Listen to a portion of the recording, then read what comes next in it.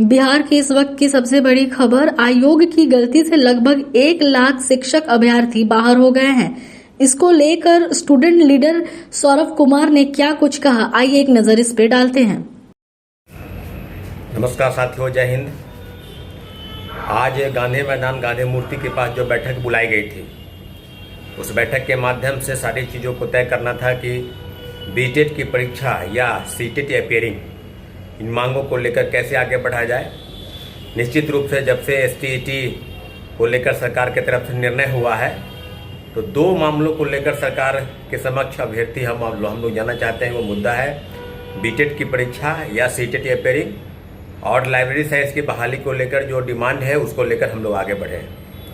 तो निश्चित रूप से कई जिलों के अभ्यर्थी आए थे। हाँ, ये बात सही है कि अभ्यर्थियों की संख्या मेरे अनुमानता जो रहनी चाहिए थी उतनी नहीं थी, फिर भी 50-60 की संख्या में ही अभ्यर्थी आए। तो आज बैठक थी, तो बैठक अच्छी बैठक हुई है, बातचीत हुई है सारे अभ्यर्थियों से। अभ्यर्थियों का कहना है कि कोई ना कोई निर्णय लिया जाए।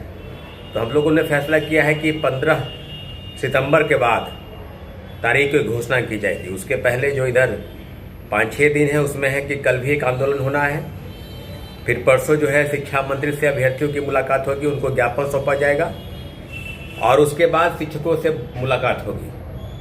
जो जनसंपर्क अभियान है बीटेट के छात्रों के साथ और सीटेट के अभ्यर्थियों के साथ, उस सारी चीज़ों पर जो है रूबरू होंगे। तो आपको बताते चले कि बीटेट की परीक्षा जो है बिल्कुल आयोजित होनी चाहिए।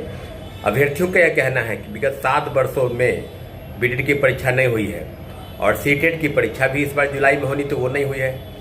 तो जब शिक्षक बहाली निकल रही है और लगातार सरकार बहाली निकाल, इस बार TRE 4 में डोमिसाइल नीति के तहत लोगों को बहाल करना है, तो कहना है कहीं ना कहीं बीटेट की मांग बिल्कुल आवश्यक है। क्योंकि 1 to 5 और 6 to 8 के वर्ग के जो अध्यापक है उनके बनने के लिए या तो बीटेट पास होना चाहिए या सीटेट पास होना चाहिए। तो सारे डीएलएड अभ्यर्थियों का यही कहना है कि 2022 और 24, 2023 और 25 के सन जिसमें डीएलएड पास लोग हैं, उनके लिए बीटेट आवश्यक है या सीटेट की परीक्षा पास करना आवश्यक है। तो सारी चीज़ों पर बिल्कुल अवगत होना है और सारी डिमांड को हम लोग बिल्कुल आगे बढ़ाएंगे।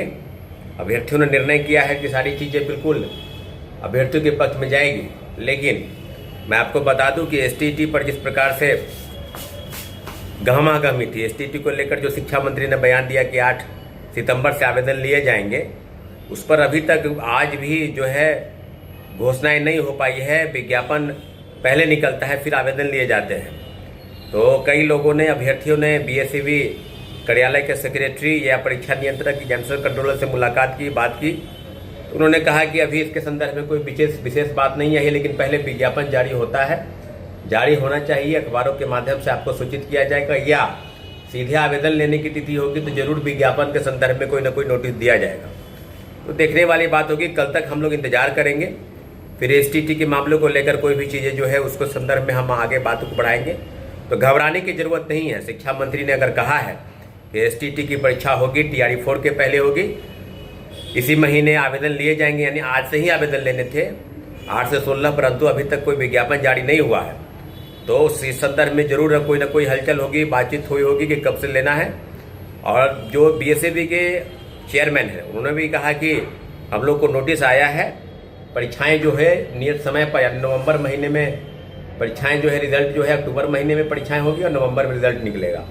और TRE 4 की परीक्षा जो है दिसंबर महीने में ली जाएगी, ऐसा सरकार का कहना है। लेकिन मुझे नहीं लगता है कि TRE 4 की परीक्षा दिसंबर में होगी या जनवरी या फरवरी महीने में आयोजित होगी, पूरा ऐसा अनुमान है।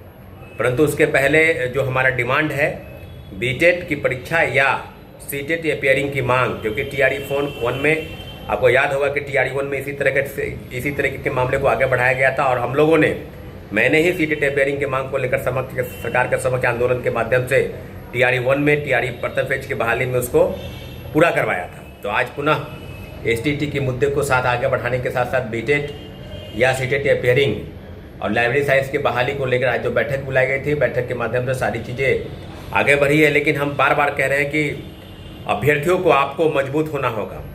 संघर्ष के रास्ते, आंदोलन के रास्ते जो चीज़ें आपके साथ नहीं है वो बिल्कुल आपके साथ हो जाएगी, लेकिन बढ़ चढ़ के हिस्सा लेने की ज़रूरत है आपको।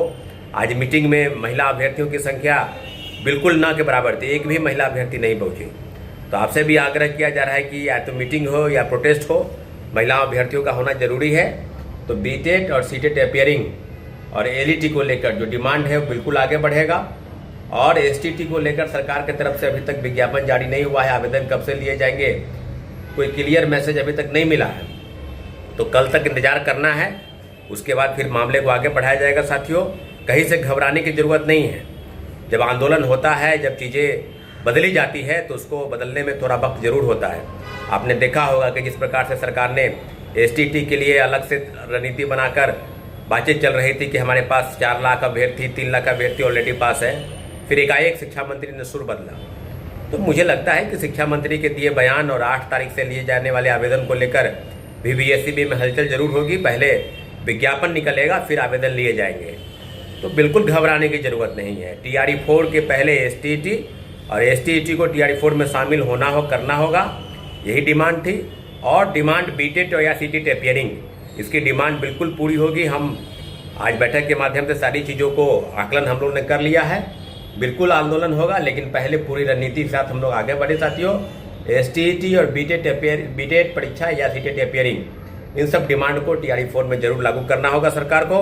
और पूरी तरीके से अभ्यर्थियों को मजबूत होना होगा। अभ्यर्थी आंदोलन के लिए विवश अगर हैं, आंदोलन उनका शौक नहीं है, आंदोलन उनका मजबूरी है, तो सीटेट की परीक्षा, सीटेट अपियरिंग की मांग, और जैसे ही सीटेट का विज्ञापन आता है तो विज्ञापन भरने के बाद टीआरई 4 में उनको शामिल करने की तरफ से जद्दोजहद जो है वो जरूर आगे बढ़ेगी। साथियों, बहुत बहुत धन्यवाद।